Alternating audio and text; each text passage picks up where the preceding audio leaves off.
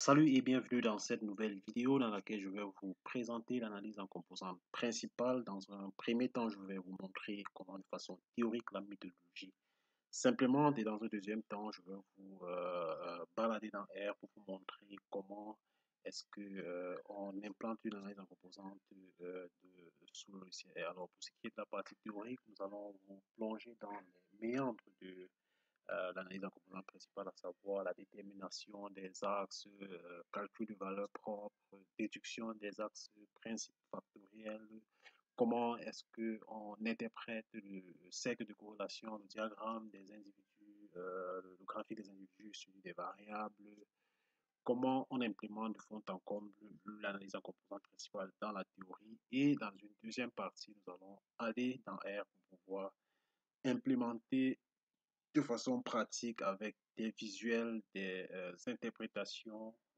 les différents outputs qui pourront découler de nos résultats sous R. Et si vous êtes nouveau sur cette chaîne, n'hésitez surtout pas à vous abonner en cliquant sur le bouton rouge et à activer les cloches de notification pour ne rien rater de mes prochaines vidéos. Et n'hésitez également pas à nous laisser un like, ça fait toujours plaisir de savoir que tous les efforts que nous constatons permet de vous améliorer. Alors, commençons tout d'abord par la partie théorique. On est confronté à une situation où on a observé un certain nombre de variables quantitatives. Il faut rappeler ici que l'analyse en composante principale s'applique essentiellement aux variables quantitatives ou alors les variables qualitatives ordonnées. Donc, les variables qualitatives, si vous voulez mettre en œuvre une étude, une analyse en composante principale, si parmi vos variables, vous avez des variables qualitatives, elles doivent être ordonnées. Donc, dans un sens, et elles doivent être ordonnées dans le même sens, soit dans le sens ascendant ou bien le sens descendant. Mais toujours est-il que dans le cas d'une étude, dans le cas d'une analyse en composante principale, vous avez n individus sur lesquels vous avez observé n variables. Vous avez par exemple des individus peuvent être par exemple des pays sur lesquels vous avez observé un certain nombre d'indicateurs socio-économiques, peut être le PIB, le taux de chômage, le taux d'investissement, le taux d'ouverture, un certain nombre d'informations macroéconomiques par exemple qui peuvent... et puis à partir de ces observations sur vos individus, vous avez des individus, vous avez un certain nombre de variables, vous voulez par exemple synthétiser l'information de telle sorte que étant donné un certain nombre d'informations simples, pas sur toutes les variables, vous puissiez avoir une idée du niveau, par exemple, du développement du pays. Au moyen de ces observations-là, on peut par exemple utiliser l'analyse en composante principale pour pouvoir construire par exemple un indicateur de développement, un indicateur qui pourra dire si, à quel niveau se situe le développement du pays. Mais on n'en est pas encore là. Et donc, comme résultat, on peut visualiser les individus, la notion de distance entre les individus, on peut visualiser les variables en fonction de leur corrélation. Et donc, pour tout dire, l'analyse factorielle, l'analyse en composantes principales permet de synthétiser l'information. Vous pouvez avoir un certain nombre d'individus et une multitude de variables difficiles à gérer. Et pour ces raisons, vous pouvez utiliser l'analyse en composantes principales pour synthétiser les variables, peut-être en deux variables qui sont une combinaison linéaire de ces variables, puisqu'il faut déjà signaler que pour mesurer la qualité de la représentation, des représentations obtenues, il y a un certain nombre de critères. Il y a des critères qui peuvent être globaux, et puis des critères individuels. Vous pouvez, par exemple, donner des noms à vos axes pour pouvoir expliquer la position d'un individu. Vous pouvez utiliser éventuellement des variables supplémentaires en illustrative, si elles sont, par exemple, qualitatives, pour pouvoir bien expliquer votre nuage. Donc, comme je le disais tantôt, en analyse en composante principale, on a un problème. Quel est le problème? On a des données sur P variable quantitative observée sur n individus. Voilà, donc ce qui nous permet d'avoir notre matrice que vous voyez affichée à votre écran, où on a pour chaque individu les réalisations de nos différentes variables. Donc, et sur la ligne, nous avons les réalisations de chaque variable pour étant donné un individu donné. Par exemple, à la ligne N, vous verrez que l'individu N a x1 N. X1, par exemple, si on prend l'individu I, autant pour moi, à la ligne I, vous verrez que l'individu XI, l'individu I a une réalisation x1i pour la variable x1, x2i pour la variable x2 et ainsi de suite jusqu'à xip pour la variable xp. Et donc, étant donné cette matrice-là, on a sur laquelle les individus sont les éléments d'un espace vectoriel réel de dimension P, plus précisément RP, et les variables sont les éléments de Rn.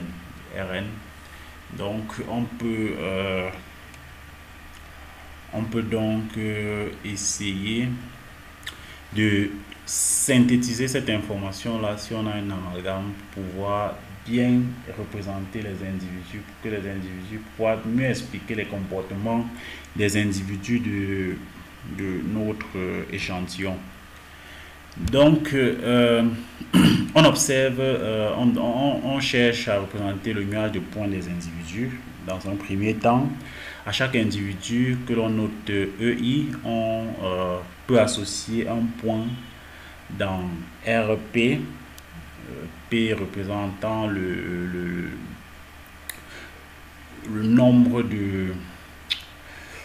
d'individus. Donc à chaque variable X, on peut associer un axe de notre espace RP.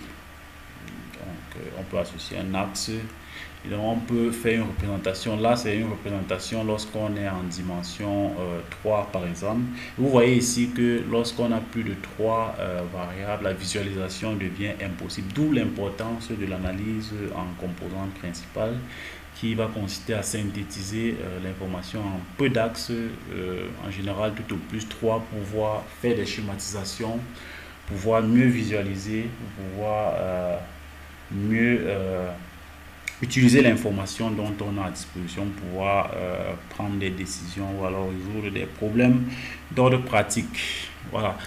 Le principe de l'analyse en composantes principales, c'est que on cherche une représentation des n individus dans un sous-espace vectoriel FK de RP de dimension K, en général très petit, 1, 2, 3, tout au plus en général.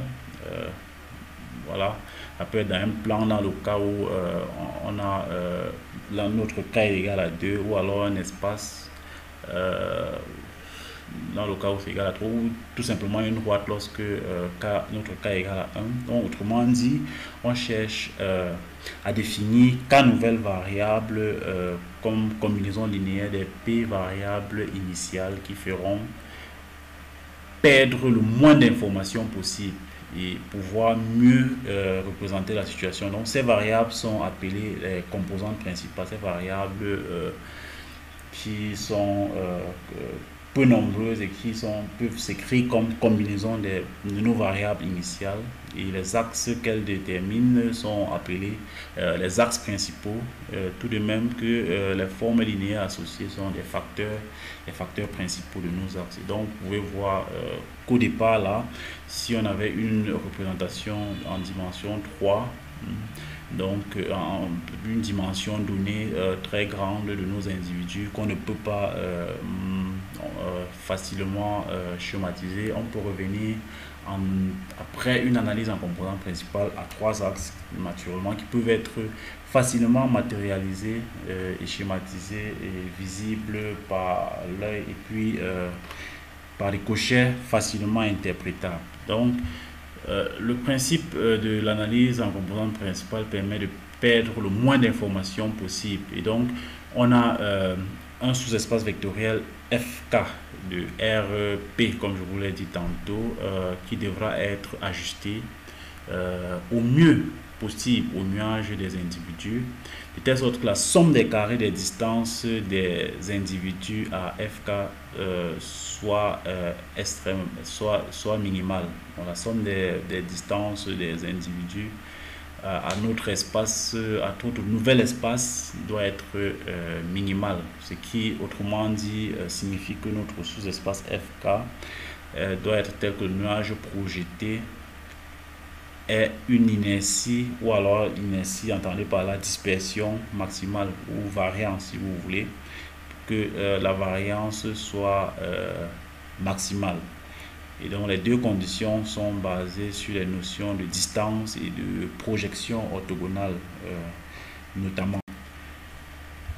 Donc il faut bien choisir les distances qu'il faut utiliser dans le cadre de l'analyse en composantes principales. Vous connaissez la distance euclidienne qui se calcule par la somme des carrés des différents entre les points. Et dans un espace de dimension P, on généralise cette notion de distance euclidienne entre deux individus par la somme des carrés des distances, des différences de coordonnées entre les deux individus. Ça, la distance entre deux individus. Et le problème qui peut se poser en analyse en composante principale, c'est que c'est un problème d'unité parce qu'on peut avoir par exemple une variable qui s'exprime en mètres, une autre variable qui s'exprime en litres.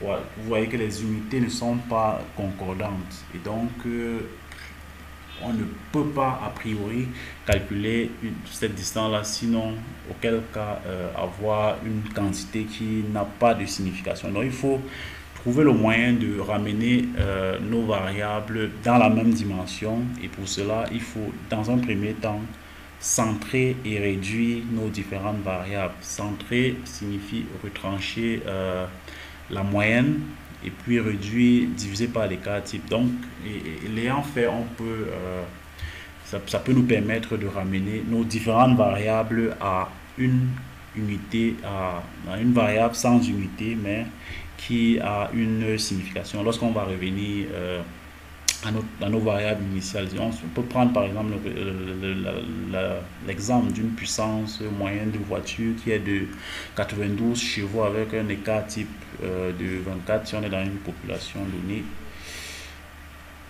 La Renault par exemple a une puissance de 140 chevaux, la Renault 21 a une puissance lorsqu'on fait la moyenne centrée réduite, la variable centrée réduite, on trouve 2, ce qui signifie que notre variable est à 2 écarts types au-dessus de la moyenne. Voilà, c'est une interprétation. Après avoir résolu ce problème d'unité entre nos différentes variables qui peuvent ne pas se mesurer dans des unités similaires, nous pouvons regardez par exemple la notion d'inertie totale qui n'est rien d'autre que la distance qui sépare, la distance moyenne, la moyenne des distances qui séparent les individus à l'individu moyen. G représente l'individu moyen, donc ou de façon plus générale, l'inertie c'est une moyenne pondérée des distances des individus à l'individu moyen ou les pondérations, la somme des pondérations est bien évidemment égale à 1. Les pondérations peuvent être choisies en fonction du contexte ou qui peut être particulier, mais l'inertie de toutes les façons est la somme pondérée des carrés des distances des individus au centre de gravité ou alors l'individu moyen si vous voulez. L'inertie mesure en fait la dispersion totale de notre nuage de points. Et donc l'inertie peut être aussi égale à la somme des variances des variables étudiées. Donc si on note par exemple V la matrice des variances covariances, l'inertie c'est la somme de nos différentes variances. Qui n'est rien d'autre que la trace de la matrice des variance covariance. Donc à titre de remarque, Dans le cas où les variables sont centrées réduites, la variance est de chaque variable vaut 1 naturellement. Et puis l'inertie totale est égale à P, le nombre de variables de notre échantillon. Donc il est équivalent d'utiliser deux critères concernant la perte d'informations. La projection orthogonale du nuage sur le sous-espace F. Si on se donne un sous-espace de RP, la projection orthogonale de l'individu sur cet axe peut se calculer en utilisant le théorème de Pythagore. Et donc, on va chercher un espace F qui sera tel que cette distance-là, cette distance du point en question, la projection du point sur l'espace soit minimale, ce qui revient d'après le théorème de Pythagore à maximiser la somme à maximiser l'inertie, donc la somme pondérée des écarts de ces individus à la moyenne dans le nouvel espace. Donc l'inertie totale moins la quantité à minimiser est égale à la quantité qu'il faut maximiser. Il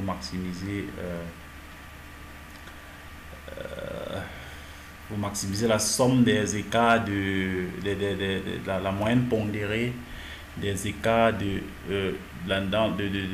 coordonnées de l'individu dans le nouvel espace au centre de gravité.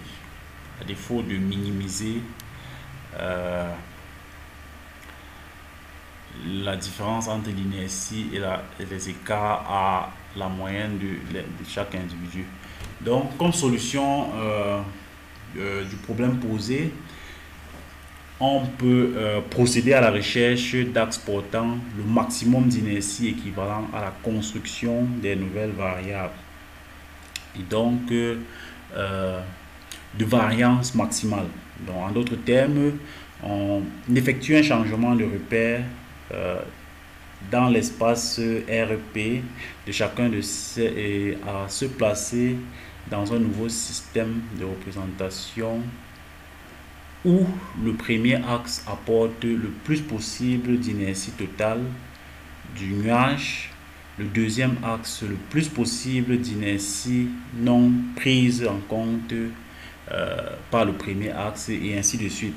Et donc cette réorganisation s'appuie sur la diagonalisation de la matrice des variances covariantes. Donc pour pouvoir déterminer ces différents axes-là qui prennent en compte le maximum d'informations, dont le premier prend le maximum, le deuxième prend autant d'informations que possible n'ayant pas été pris par le premier axe et ainsi de suite.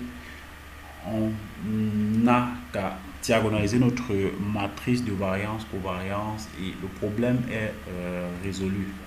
Donc l'axe principal de notre inertie, ce sont les axes de direction, les vecteurs propres de notre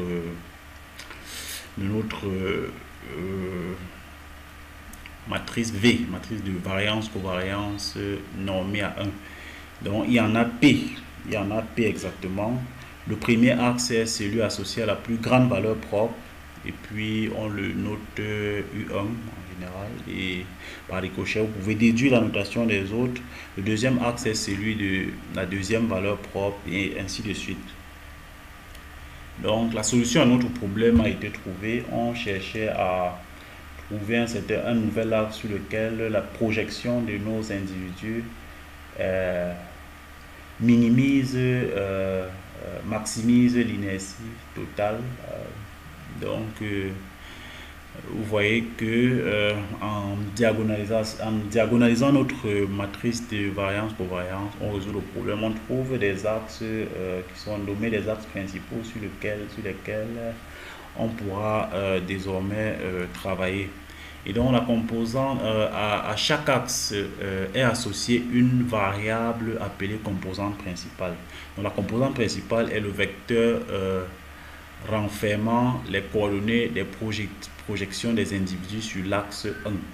Donc, sur l'axe considéré. Donc, la première composante principale va donc regorger le vecteur, les coordonnées des projections des individus sur l'axe 1 et ainsi de suite. Et donc, le vecteur composante principale pourra s'exprimer comme combinaison linéaire de nos vecteurs initiaux avec comme coefficient comme dans nos combinaisons nos espaces, nos coordonnées dans les espaces propres, si vous le voulez. Et donc, la variance d'une composante principale est égale à l'inertie portée par l'axe principal qui lui est associé. Donc, la première composante que nous avons dénommée C1 a pour variance lambda 1 qui est la valeur propre associée à cette composante-là. Et la deuxième composante sera associée à la valeur propre lambda 2 et ainsi de suite. Donc, les composantes principales sont donc non corrélées 2 à 2, puisque les sous-espaces propres sont 2 à 2 autonomées et indépendantes. Donc, voilà. Donc, si on considère par exemple la jème composante principale, ces différentes coordonnées, ces différentes composantes sur chaque axe fournit les coordonnées de l'individu dans l'axe en question. Et donc, si on désigne une représentation plane, les individus, les meilleurs, la meilleure sera celle réalisée grâce aux deux premières composantes principales. Voilà. Donc, on peut regarder par exemple ce plan, mais il faut faire attention à la qualité de la représentation de chaque individu. Nous allons revenir sur les indicateurs qui peuvent faire que une représentation soit de qualité ou pas. C'est vrai que d'un point de vue visuel, c'est visible, mais on peut calculer un certain nombre d'indicateurs qui nous permettent de savoir, de voir, étudier la représentation, la qualité de la représentation. Et donc, on peut essayer de regarder les proximités entre les composantes principales et les variables initiales qui sont mesurées par les covariances et surtout les corrélations. Donc, si on prétend donner un individu, si on reprend ses coordonnées dans les axes principaux, on pourra représenter le cercle de corrélation de nos différentes variables et de voir si s'il y a une corrélation entre nos différentes variables.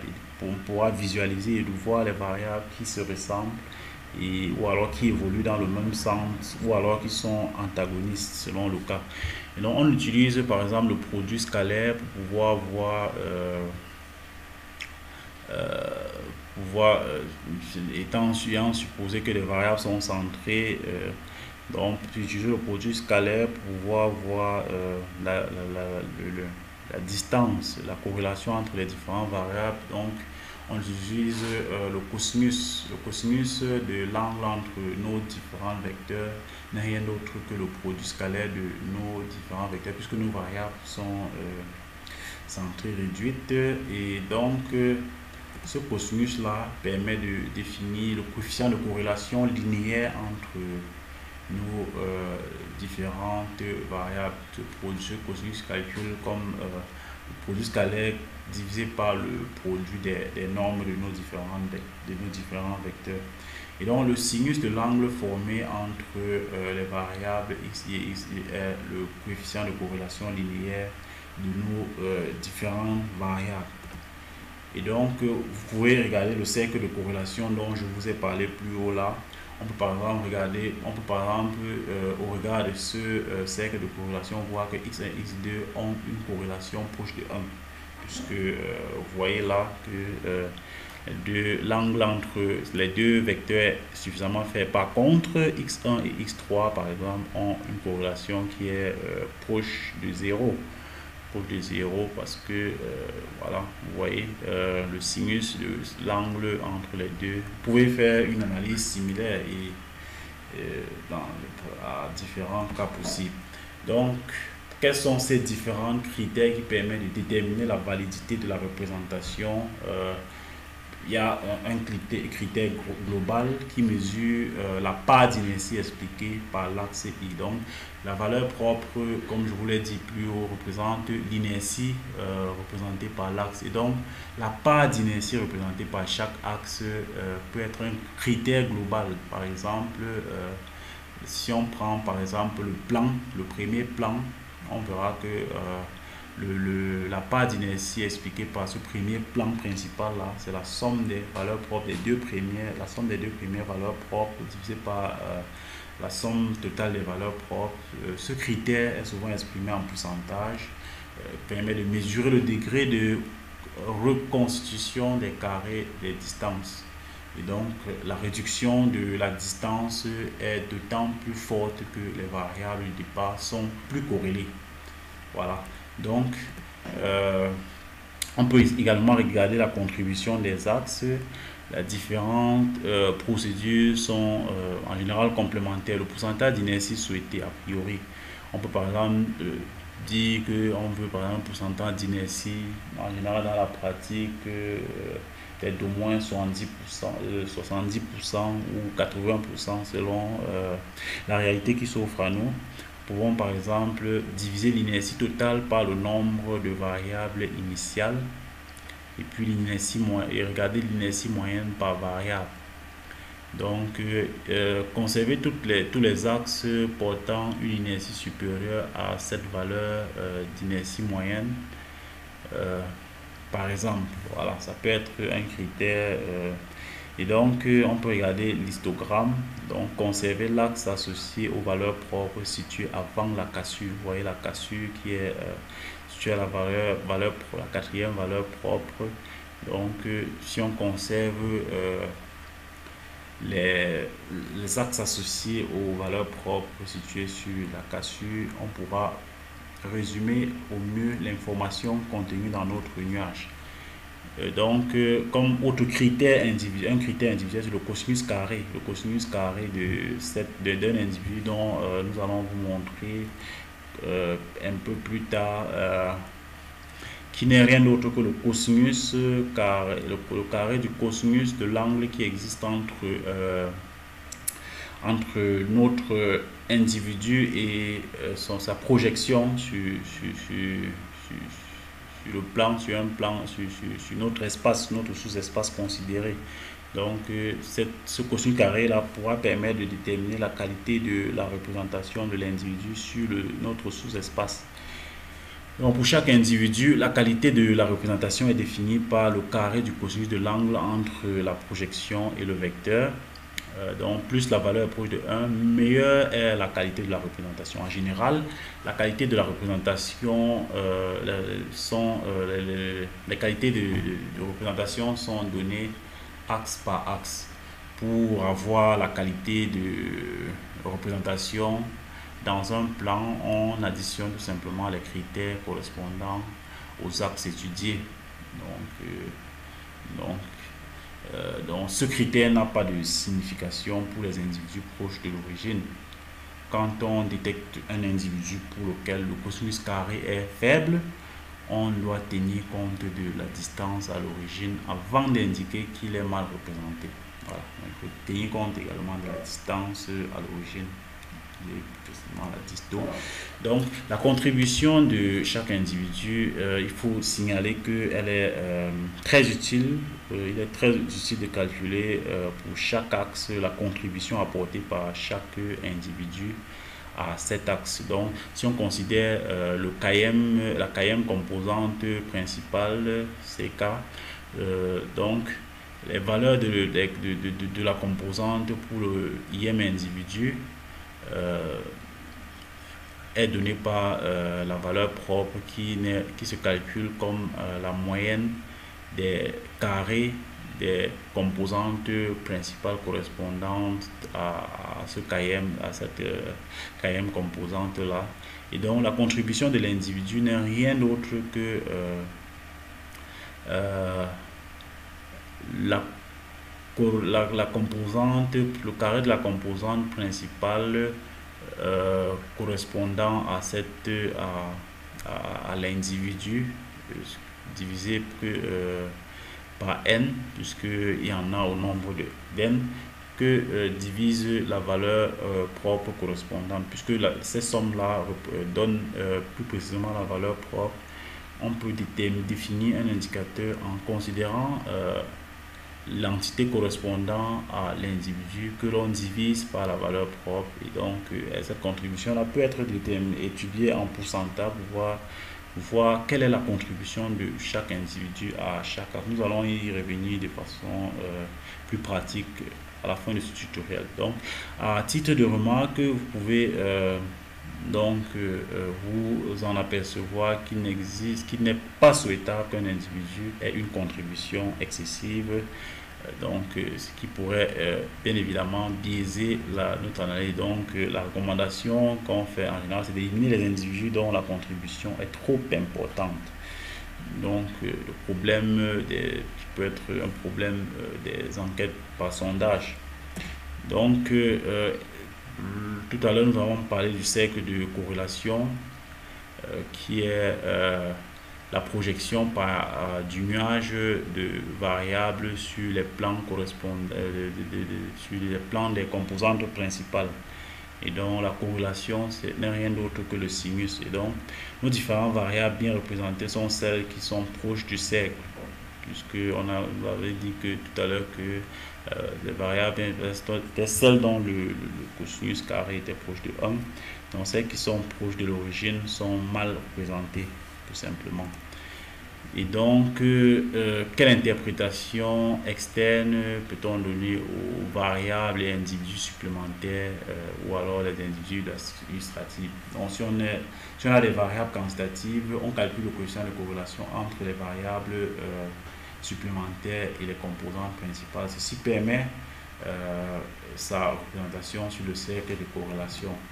Maintenant, si on a une variable qui est qualitative, on procède à l'identification des individus de chaque catégorie de la variable, et puis on procède à la représentation de chaque catégorie par son centre de gravité. Donc, le calcul par rapport à la corrélation entre les variables qualitatives supplémentaires et chaque composante principale par le test de Fisher-Snellekor ou valeur test dans les logiciels comme SPAT. Donc, pour ce qui est des individus, les individus de point nul ne participent pas à l'analyse. Il faut appliquer aux coordonnées des individus des expressions définissant les composantes principales. Donc, pour prendre par exemple un cas pratique, on a là un exemple d'analyse en composantes principales où on a un certain nombre d'individus qui sont des personnes, Jean, Aline, Annie, Monique et ainsi de suite, comme vous pouvez le constater sur votre écran. Et on a de l'autre côté leurs notes en mathématiques, sciences, français, latin, musique. On peut faire une analyse en composantes principales par exemple pour voir s'il y a une corrélation, si le fait d'être scientifique, puisqu'on peut par exemple regrouper, voir si on peut regrouper les différents par exemple les différents individus ou alors les différentes matières par type. Est-ce que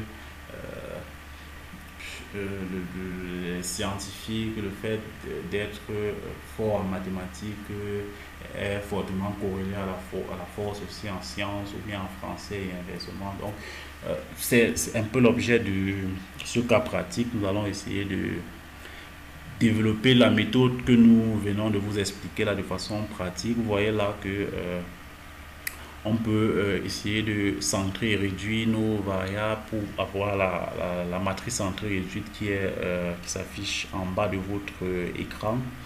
Voilà, donc ça fait partie des étapes de l'analyse en composantes principales. Vous voyez que cette matrice là n'a plus forcément rien à voir avec la matrice initiale. Donc on peut calculer les valeurs propres de notre matrice de variance covariance, la matrice de variance covariance de notre matrice centrée réduite qui est là, et on obtient nos différentes valeurs propres au nombre de 5 Donc 5 valeurs propres correspondant au nombre de variables. Voilà, notre première variable, valeur propre, représente 57%, plus de 57% d'inertie. Notre deuxième composante principale, 23%, dont les deux premières cumulées représentent déjà 80% d'inertie. Et nous verrons par exemple plus tard que on peut peut-être se limiter à deux axes, deux composantes principales dans notre analyse. Si on regarde par exemple les scores des individus, qui sont les valeurs des composantes principales des individus, on peut voir par exemple les coordonnées de chaque individu dans nos différents facteurs. Si on regarde par exemple les deux premiers facteurs, on peut également, vous pouvez voir là en bas de votre écran, la représentation des individus dans le premier plan factoriel par exemple. Premier plan factoriel qui représente 80% de l'information d'inertie, comme je vous l'ai dit plus haut, qui est représenté par les deux premiers axes factoriels. Vous voyez comment nos différents individus sont représentés sur nos axes. Et donc, bon, voilà, plus tard on pourra revenir. On peut regarder les contributions relatives de chaque individu à la formation de la composante principale donnée, qui est l'inertie relative à l'individu sur l'axe factoriel. Donc elle est définie par le score sur l'axe, par la formule que l'on vous a donnée plus tôt. Vous voulez par exemple voir que Jean a une contribution de 30%, si on veut regarder en termes de pourcentage, sur le premier axe factoriel. On peut également regarder la contribution exprimée en pourcentage de chaque individu, que ce soit de Jean sur le premier axe, Aline. Vous pouvez voir, vous pouvez observer différents calculs qui ont été effectués. On peut également regarder la qualité de la représentation des individus, de l'individu I sur la composante principale correspondante, qui a été définie également plus haut. Donc cette qualité de la représentation là permet de voir, lorsqu'elle est proche de 1, si l'individu est bien représenté sur l'axe considéré, lorsque cette qualité de la représentation est proche de 1. Les cosinus carrés peuvent être également calculés. Vous voyez par exemple que Jean est mieux représenté sur l'axe factoriel 1, tandis que Aline également. Par contre, Annie est plus représentée sur l'axe 2. Si vous représentez par exemple le cas d'Evelyne, qui est la dernière personne, elle est plus représentée sur le troisième axe factoriel. Vous voyez donc l'importance de regarder par exemple sur différents axes comment les individus peuvent être représentés. Donc si on prend par exemple le cas de Jean, la qualité de la représentation par le plan factoriel 1, 2 s'obtient en cumulant tout simplement l'inertie.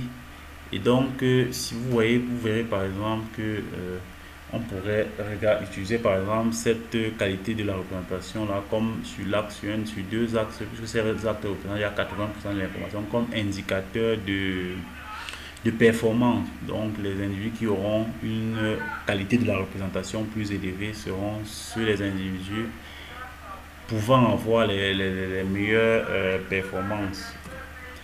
Donc on peut au moyen donc regarder également la saturation des variables qui sont les coordonnées factorielles des variables. Donc elles sont égales au coefficient de corrélation entre les variables centrées réduites de part et les scores des individus. Les scores des individus correspondants. Donc il a signalé que les variables de départ sont centrées réduites. Les scores sont centrés, et puis les variables, la variance est égale aux valeurs propres correspondantes.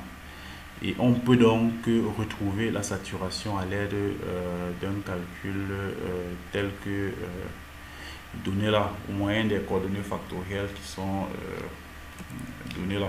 Donc, vous pouvez regarder par exemple sur le cercle de corrélation correspondant à nos données que la science et la mathématique sont deux variables très corrélées parce que l'angle, la corrélation entre les deux, l'angle, le sinus de l'angle qui existe entre les deux sont, et les deux individus sont très bien représentés sur les deux premiers axes, sur le premier plan factoriel constitué de deux premiers axes factoriels, puisque ces individus sont quasiment proches du cercle, sont quasiment sur le cercle de corrélation.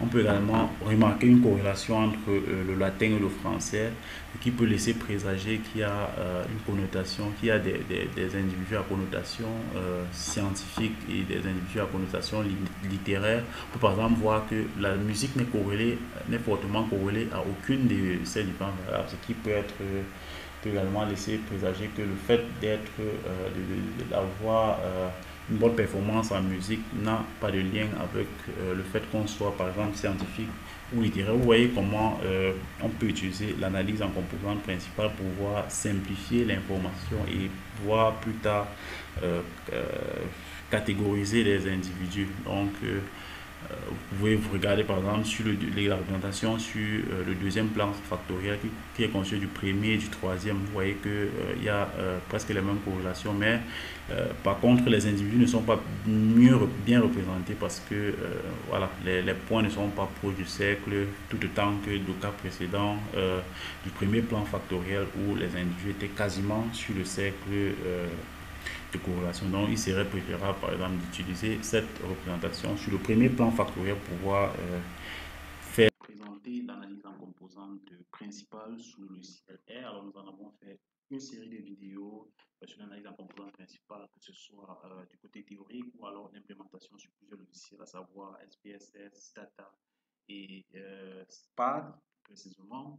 Donc, dans ces différentes vidéos, nous avons montré l'implémentation de l'analyse en composante principale. Ici, nous avons fait un focus sur le logiciel R en vous présentant l'implémentation complète de cette méthode, comment, n'est-ce pas, euh, euh, générer le diagramme des valeurs propres, comment déterminer les principaux axes, comment interpréter le diagramme des cercles de corrélation, le nuage de points, comment utiliser les outputs de l'analyse en composante principale pour pouvoir, n'est-ce pas, prendre des décisions claires quant à votre analyse. Si vous êtes nouveau sur cette chaîne, n'hésitez surtout pas à vous abonner et à activer les notifications pour ne rien rater de mes prochaines publications. Alors, d'entrée de jeu, disons que l'analyse en composante principale sous R nécessite un package, nécessite principalement un package, celui-là, package factor min R, factor min R. Donc, si vous n'avez pas encore fait, donc tout simplement la commande install packages en parenthèse, le nom de votre package, et puis cliquez tout simplement sur Run. Voilà, donc cliquez sur Run. Voilà. Cliquez sur Run et puis votre package va l'installation va procéder. Et donc vous allez tout simplement charger votre librairie sous R en utilisant library en parenthèse le nom de votre package Facto min R. Voilà, donc ceci étant dit, donc vous avez besoin d'importer également votre base de données. Voilà, j'ai déjà importé la mienne en utilisant cette commande-là. Donc le nom de ma base de données c'est base, tel que vous pouvez le constater là. Ma base est là, elle est constituée de 15 observations et de 11 variables, mais sauf que en visualisant notre base de données, je vais visualiser ma base de données que voici. Donc, en visualisant ma base de données, on voit là une base de données contenant des données sur les régions françaises, à savoir la Martinique, la Réunion, l'Île-de-France, ainsi de suite, Grand Est, Bretagne, Corse, ainsi de suite. Donc, on a un certain nombre d'informations socio-économiques sur les différentes régions. Donc, nous allons faire une analyse en composante principale pour voir faire une segmentation de cette région-là et pouvoir classifier les régions en fonction de leur niveau de vie. Voilà, donc ce que je voudrais vous faire comprendre ici, c'est que dans notre base de données pour l'analyse en composante principale, si nous utilisons en état, la première il va faire en sorte que étant donné qu'en analyse en composante principale, toutes les données doivent être quantitatives, la première, la variable région fera en sorte que vous aurez des erreurs. C'est la raison pour laquelle je vais générer une nouvelle base de données contenant essentiellement les variables et donc les éléments R va se charger de générer lui-même systématiquement nos différents individus. Donc, ce que je vais faire, c'est que j'ai fait créer ma base appelée base 1 en disant la commande cbind. Donc, base, et j'ai essayé de concaténer les variables ménage, base personne, personne, niveau de vie, ménage, imposé, ainsi de suite. Voilà, donc on a créé cette variable-là, donc run. Donc, vous voyez que ma variable a été bel et bien créée. Donc, la prochaine étape, c'est après avoir bien évidemment installé le package factomin, c'est d'implémenter l'analyse en composante principale. Donc, je vais lui donner le nom res.pca,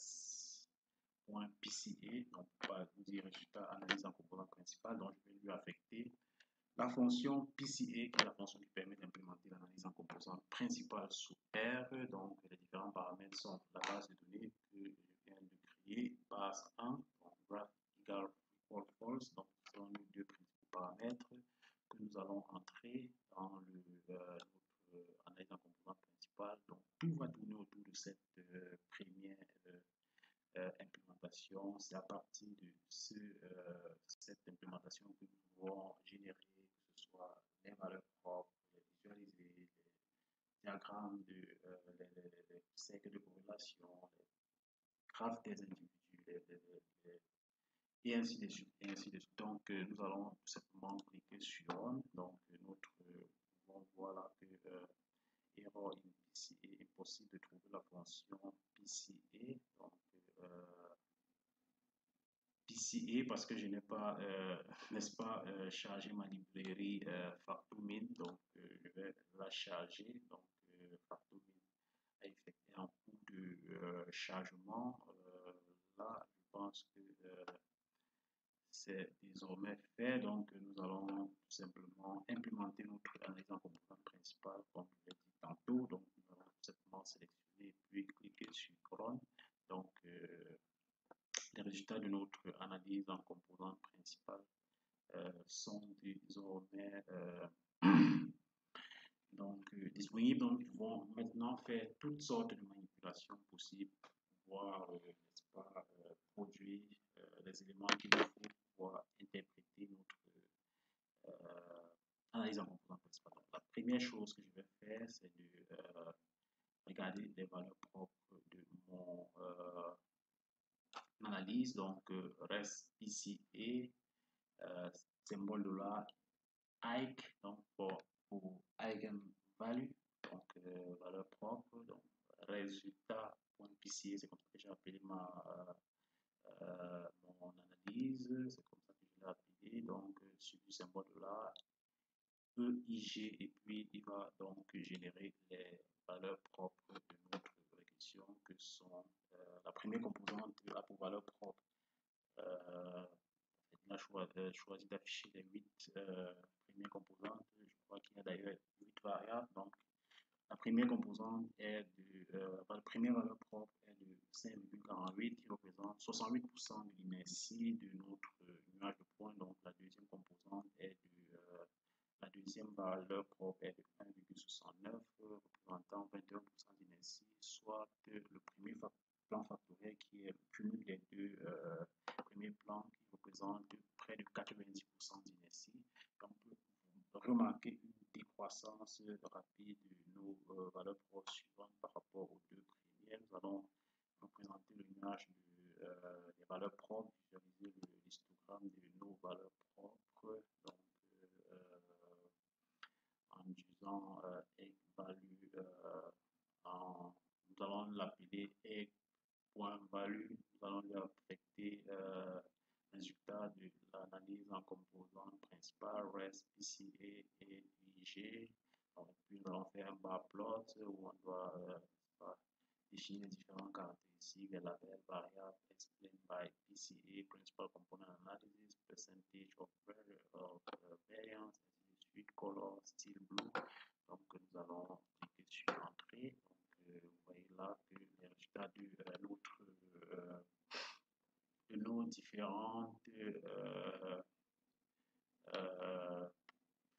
valeurs propres sont là. Donc, notre première valeur propre est de 70%, le deuxième axe est de 21%, et donc les deux premiers axes cumulés sont représentent plus de 90, près de 90% d'inertie, et là on assiste à une décroissance rapide, ce qui fait qu'on aura certainement à utiliser que deux axes, les deux premiers axes principaux. Donc on peut ajouter par exemple une ligne à notre graphique, à notre histogramme de valeurs propres. Donc on peut le faire ainsi. Donc vous voyez que voilà, donc je n'ai pas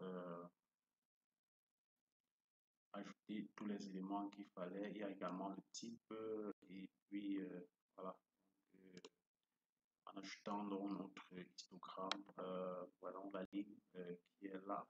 Donc d'après le critère du coude, on peut considérer seulement les deux premiers axes principaux pour pouvoir faire notre analyse en composantes principales. Donc, on peut faire le diagramme, le graphique des individus, donc représenter nos individus sur un graphe. Donc, plot, notre premier paramètre, c'est résultat.PCA. Donc, le choix, c'est individu.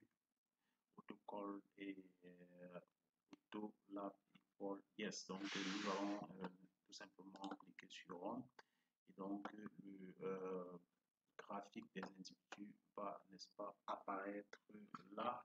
Donc, ça va essayer de nous donner une répartition des individus sur le premier plan factoriel par défaut, tel que nous l'avons implémenté là.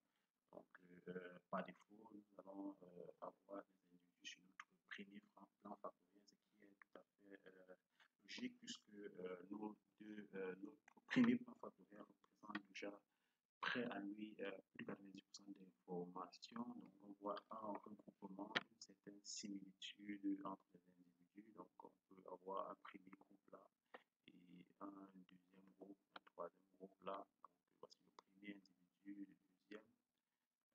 Un groupe qui peut être constitué du premier, du deuxième. Un autre groupe constitué, par exemple, du 13e et du 16e. On peut également regrouper tout le reste de nos différents individus, tels que représentés sur le premier plan factoriel qui représente l'essentiel de l'information de notre analyse en composante principale. Donc, on peut également faire le cercle de corrélation dans notre plot, résultat PCA choix égale bar. Donc, je connais tout simplement que vous lui demandez de faire le cercle de corrélation. Nous allons cliquer sur Run et puis vous verrez que notre cercle de corrélation est, n'est-ce pas, va apparaître dans ce cadre-là. Voilà.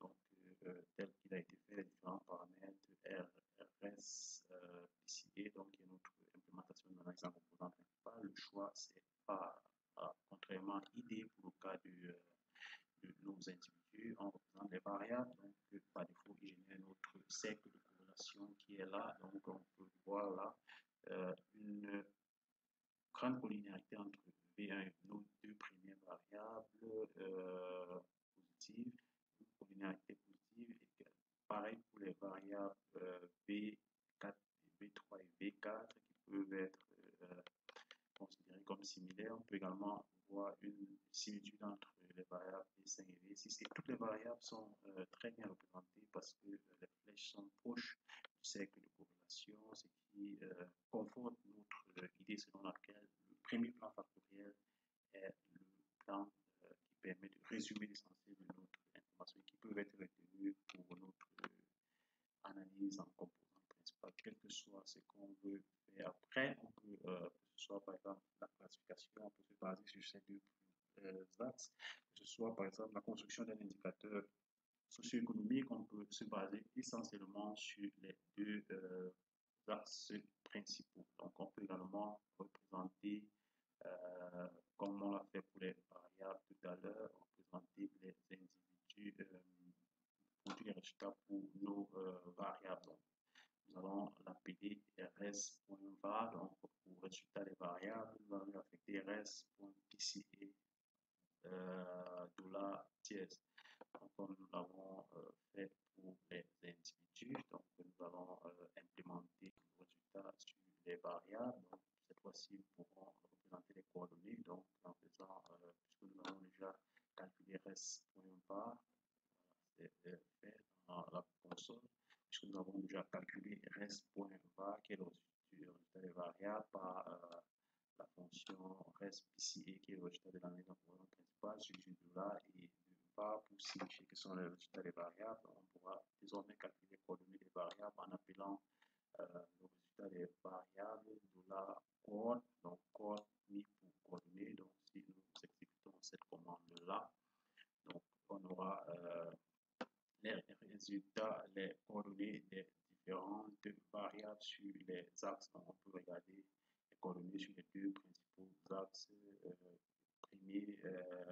La première variable a ces deux coordonnées 0,48, 0,48 sur le premier plan factoriel. Donc, on peut voir que ces deux premières dimensions, les variables ont des coordonnées assez élevées en valeur absolue sur les deux premiers plans factoriels et on peut remarquer une chute drastique sur les trois plans factoriels, le troisième, le quatrième et le cinquième plan factoriel et ainsi de suite. Donc, on peut également faire regarder la contribution des différents individus en appelant toujours en utilisant le résultat des variables sur des modules-là.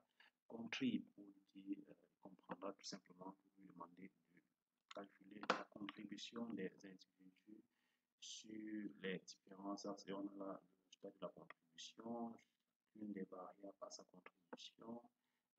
On peut remarquer que seule la variable B6 est la seule variable qui n'a pas une contribution élevée sur le premier axe, mais par contre a une contribution élevée sur le second axe. Donc les autres variables, la variable 3 par exemple qui a une contribution relativement faible sur l'axe 2 a une contribution relativement élevée sur l'axe 1. Donc à chaque fois on a une contribution assez élevée soit sur l'axe 1 ou alors sur l'axe 2 précisément. Voilà, donc presque tous les individus sont bien représentés sur le premier plan factoriel. Donc, on peut également regarder la qualité de la représentation avec le cosinus carré. Donc, résultat point bar, comme nous l'avons appelé, donc résultat des variables tel que nous l'avons calculé ici.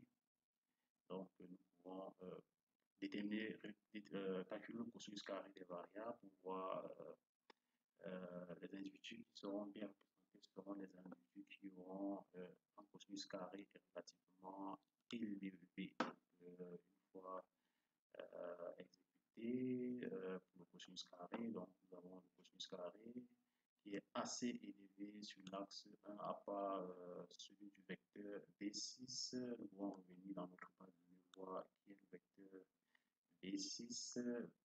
De toutes les façons, presque tous les individus ont un cosinus carré assez élevé sur le premier axe, à l'exception de la variable B6 qui a heureusement un cosinus carré élevé sur le deuxième axe, ce qui fait que le premier plan factoriel peut largement représenter notre nuage de points. Donc, notre nuage de points, effectivement. Donc, ce qui ne fait que conforter le résultat que nous avons eu par rapport au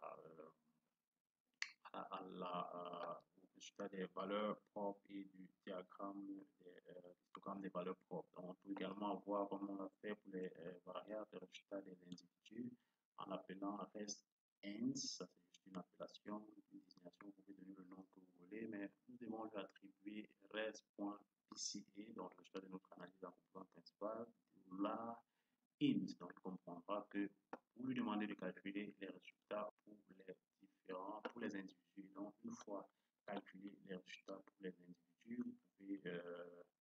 vous pouvez calculer les coordonnées. Vous pouvez représenter les coordonnées de chaque individu en appelant le résultat ins, le résultat des individus que nous venons de calculer sur ces modules-là, donc les coordonnées de chaque individu. Donc, nous calculons les coordonnées de chaque individu. Donc, pour chaque dimension, on peut avoir les coordonnées de chaque individu. Donc, si on veut par exemple calculer un indicateur de développement, un indicateur socio-économique de développement en fonction des régions, on peut utiliser tout simplement la combinaison de ces les coordonnées sur les deux premiers facteurs pondérés par les valeurs propres correspondant à chaque dimension divisée par la somme des valeurs propres. Donc la pondération pour chaque axe, c'est la valeur propre correspondant à l'axe divisée par la somme des valeurs propres des deux premiers axes. Donc cette pondération-là est à somme 1, si on considère ces deux-là. Vous pouvez utiliser cette pondération pour construire un indicateur de développement un développement socio-économique en France et par région. Donc, en utilisant la combinaison des coordonnées sur les deux premiers axes, puisque les deux premiers axes représentent déjà l'essentiel des informations. Donc, si on arrive sur les axes 3, 4, 5 et autres, on n'aura pas d'informations essentielles. On peut également regarder la contribution des individus comme on l'a fait pour les variables. On peut regarder la contribution en appelant le résultat des individus suivi de là et contrit. Donc, on comprendra que c'est la contribution des différents individus. Donc, le premier individu, deuxième, les trois premiers individus ont une contribution relativement élevée sur les deux premiers axes. Par contre, les autres individus 4, 5 et autres ont une contribution relativement faible sur les deux premiers axes. Donc, les trois premiers individus seraient assez différents des autres qui ont une contribution beaucoup plus élevée sur les autres axes, les autres axes factoriels. On peut également regarder le cosinus carré des individus pour matérialiser leur représentation comme tout à l'heure. Et donc, on a la représentation de chaque individu. Le cosinus carré conforte les résultats qu'on a eu pour la représentation des individus. Les trois premiers individus ont un cosinus carré assez élevé. Nous pouvons repartir dans notre base pour essayer de voir qui sont ces trois l'individu. Donc, nous allons cliquer pour visualiser notre base là. Donc, ces trois premiers individus, la Martinique, la Réunion et l'île de France, sont des individus qui sont assez atypiques. Nous pouvons représenter, voir le diagramme des individus. Vont représenter le diagramme de nos individus là pour voir où se trouvent nos trois individus qui étaient sur le nuage de points. Voilà, donc nous venons de calculer. Donc, le calcul est en cours de procession, donc c'est fait. Donc, les individus vont certainement apparaître sur notre graphe. Donc, 1, 2, 3, on peut voir que ces trois mousquetaires sont assez excentrés des autres individus. Donc, ce sont des individus assez atypiques qui se démarquent du. Voilà, donc on pourra peut-être constituer trois groupes d'individus. Un groupe là, peut-être celui-ci dans son groupe seul, mais restant assez atypique que ceux-là, et un groupe des individus du centre, donc nos trois individus en question.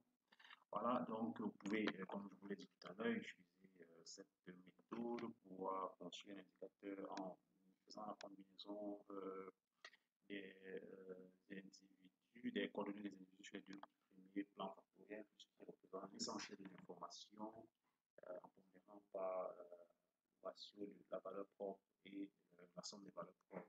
Donc, la somme des pondérations donne 1. Donc, c'est pour ça qu'on procède à la division par la somme des valeurs propres. Voilà, donc c'était tout pour ce tutoriel. Nous espérons qu'il vous aura été utile dans l'implémentation de l'analyse en composante principale sous le logiciel R. Et si vous ne l'avez pas encore fait, abonnez-vous à la chaîne pour ne rien rater des prochaines publications. Si bien évidemment vous activez la cloche de notification et me laissez un like, ça fait toujours plaisir de savoir que tous les efforts que nous consentons vous permettent de vous améliorer au quotidien dans les nouvelles statistiques appliquées aux sciences sociales. Sur ce,